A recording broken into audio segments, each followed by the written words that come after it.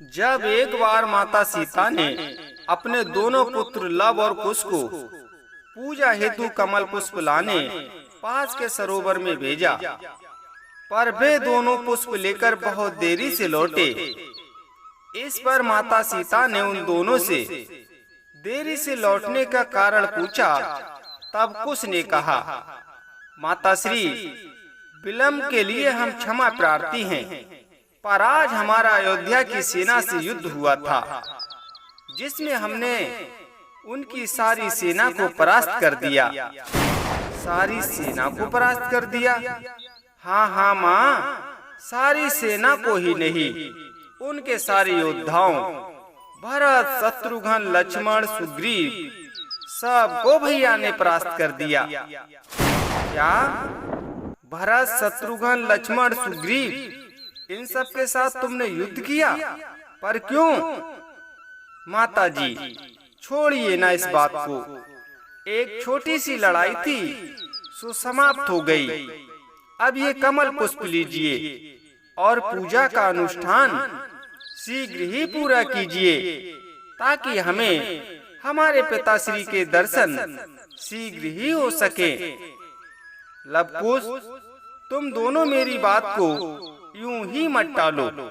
मैं जानना चाहती हूँ कि तुम दोनों ने भरत, शत्रुघ्न, लक्ष्मण, सुग्रीव आदि के साथ युद्ध क्यों किया? कुश ने कहा, माता श्री, मैंने आश्रम के पास एक घोड़े को विचरते देखा, जिसके मस्तिष्क पर एक चुनौती लिखी थी। चुनौती? हाँ माँ, एक चुनौती।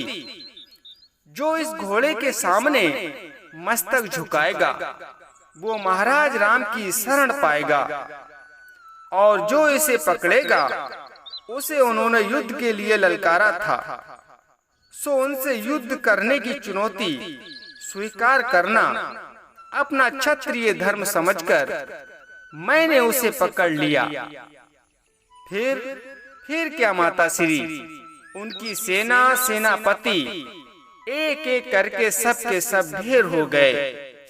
फिर शत्रुघ्न आए, जिन्हें भी मैंने मूर्छित कर दिया।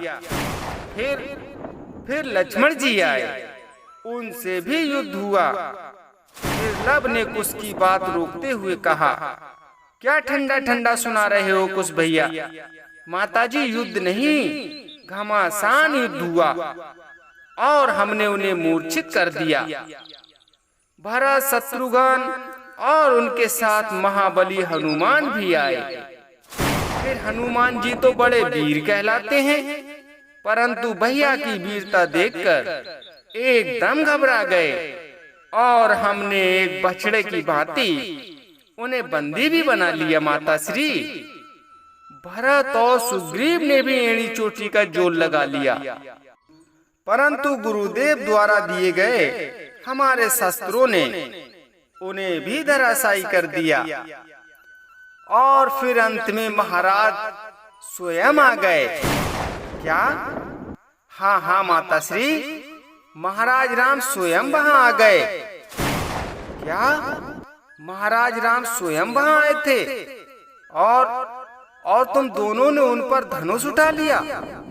नहीं नहीं माता श्री, हम तो धनुष उठाकर युद्ध के लिए तैयार थे, पर वे ही आनाकानी कर रहे थे और कहने लगे, तुम दोनों पर बाण चलाने की इच्छा नहीं होती, तुम्हें प्यार करने की इच्छा होती है।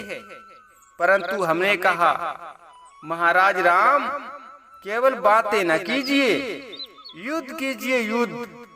परंतु जैसे ही युद्ध शुरू होने वाला था कि गुरुदेव आ गए, और फिर गुरुदेव ने तो युद्ध होने ही नहीं दिया। लव कुश की ये बातें सुनकर माता सीता ने मन ही मन गुरुदेव को युद्ध रोकने के लिए धन्यवाद दिया कि उन्होंने आज लव कुश को एक महान पाप से बचा लिया। माता के मुख से रुदन रूप में ये बातें सुन लव कुश चौंक गए और एक साथ माँ से बोले, क्या हुआ माता श्री? क्या आपके पुत्रों से कोई भूल हुई है? फिर रोते हुए माता सीता ने कहा, तुमने आज वो किया है जो तुम्हें नहीं करना चाहिए था। इसका तो प्रायश्चित ही कठिन है। और उस पर तुमने हनुमान को एक बछड़े की भांति बांध दिया। अरे पागलो, हनुमान तो मेरा पहला पुत्र है, तुमसे भी बड़ा पुत्र। भरत, लक्ष्मण, शत्रुघ्न भी मेरे पुत्र ही हैं।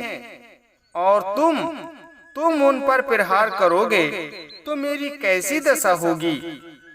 इतना होने के बाद भी तुम्हें अपने पिताश्री के चरण छूने की जगह उन्हें युद्ध के लिए ललकारा।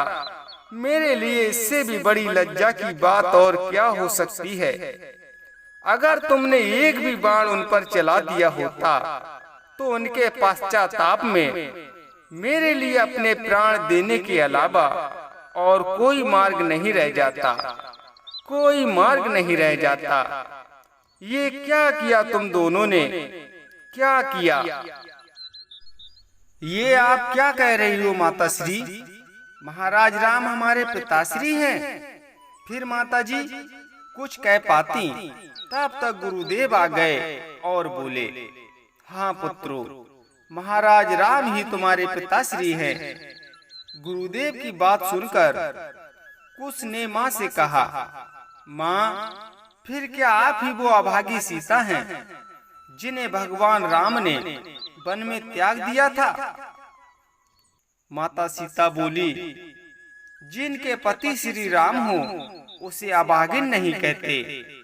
मुझसे अधिक भाग्यवान और कौन होगा कि मैं उनकी पत्नी हूँ जिनकी तीनों लोकों में पूजा होती है।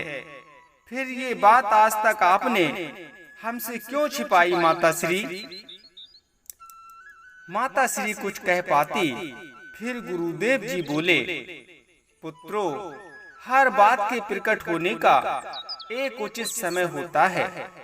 अगर आज से पहले ये बात उजागर हो जाती तो तुम्हारी माँ के लिए सुख और सुविधा से रहना मुश्किल हो जाता।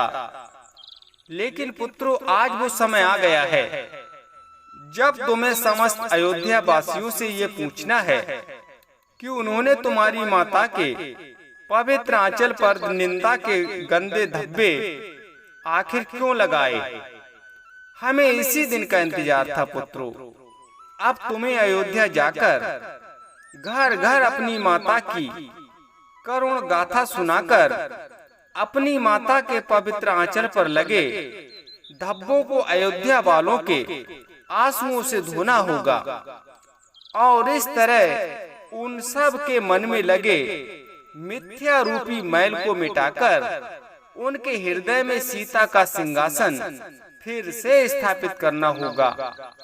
सारी प्रजा को अपनी माता के सामने नतमस्तक करना होगा, जिससे उनके पाप का प्रायश्चित हो सके। हम आशा करते हैं दोस्तों कि ये वीडियो आपको जरूर ही पसंद आई होगी। तो फिर मिलते हैं अगली वीडियो में एक नए ज्ञान के साथ। तब तक के लिए जय श्री राम।